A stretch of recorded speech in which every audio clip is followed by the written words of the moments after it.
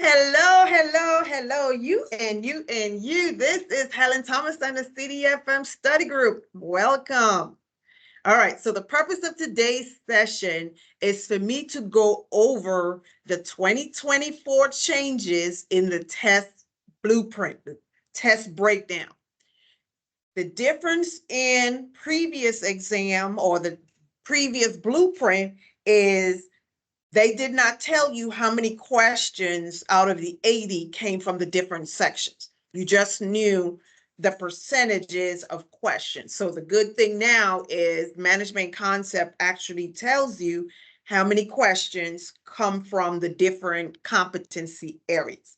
But before we actually go into that, I want to ask that you will please subscribe to our YouTube page. What it does, it allows the YouTube platform to recognize that, hey, people are actually clicking on these videos and are interested. And so YouTube will advertise when people go into Google and they search CDFM, or they go on a YouTube platform and they put in CDFM study help or study guide, then our YouTube videos will come up. So your support will be greatly appreciated to get the word out there. All right, I don't like wasting time, so let's jump right into it. So let me share my screen here. This is the same Excel document that I put out there on our YouTube, actually our Facebook and our LinkedIn page, but some people are having issues downloading or whatever. So I figured let me also do a video to go over the test breakdown. All right, so what you will be able to see here from the 2024 CDFM test blueprint for module 1, 2, and 3. On my sheet, I break it down module 1, module 3, then module 2. You might say, oh, they're out of order, Helen. No, that's how I wanted it, because that is how I train individuals when we're studying for the CDFM. Module 2 has proven to be the hardest for most participants and trainer testers. And so I leave module 2 for the last, because a lot of the information that you get out of module 1 and 3 will roll over into module 2. And then in module 2, you'll have additional information on top of that. So this is the order in which I will go over the information. All right, so in module 1, 2, and 3, even though the test format changed, the competency areas are exactly the same as the old study guides. So that is why I say, until you're able to get your hands and attend one of the management concept class, because they don't sell the study guides independent, you have to actually take a class with them. They provide the ebooks. They don't send hard copies. It's electronic, the ebooks. And then once you get your ebook, you study. You could potentially still use the 2020 study guides to study, because the topics are the same. History is history, structure is structure, nothing's going to change.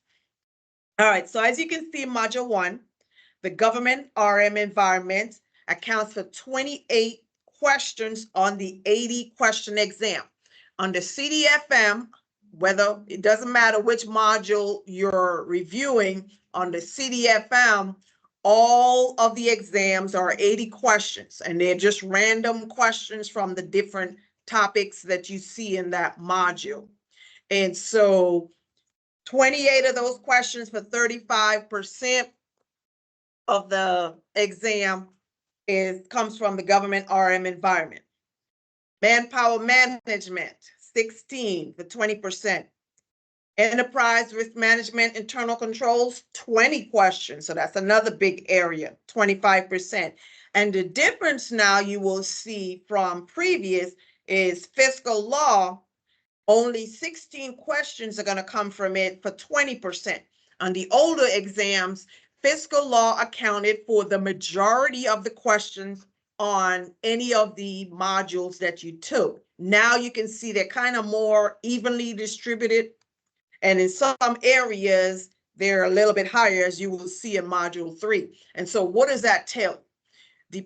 Once you go through all the material, you're going to have to focus your time, your energy into particular areas, because you're not going to remember all of it all at once. So that means if I know that the majority of the questions are going to come from here in the first part, then my focus is going to be there, understanding that. And then my next focus is going to move to ERM and internal control. And then I can evenly distribute the rest of my time to manpower and fiscal law.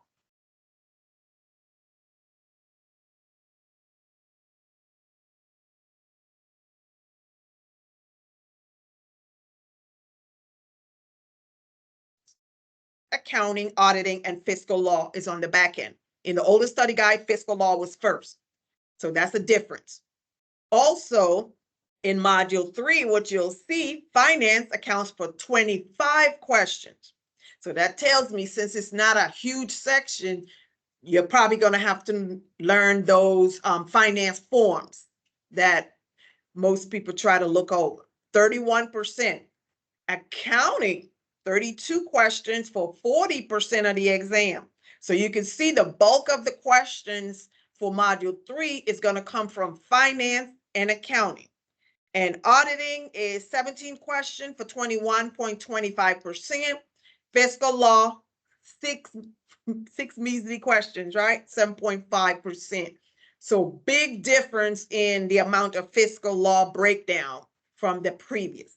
And then finally, module 2, look at this one, defense budget process, 35 questions, 43.75% of the exam. So that lets me know, even when I get prepared to go into module 2 with you guys, that a lot of my time, and I have 2 sessions here and 2 sessions here because that's a lot of information, but a lot of my time is going to be spent on the defense budget process, because for those 35 questions that come from there, cost and economic analysis has 18 questions, 22.5, strategic planning and organizational performance management, 19, 23.75%, and fiscal law, 8 questions for 10%.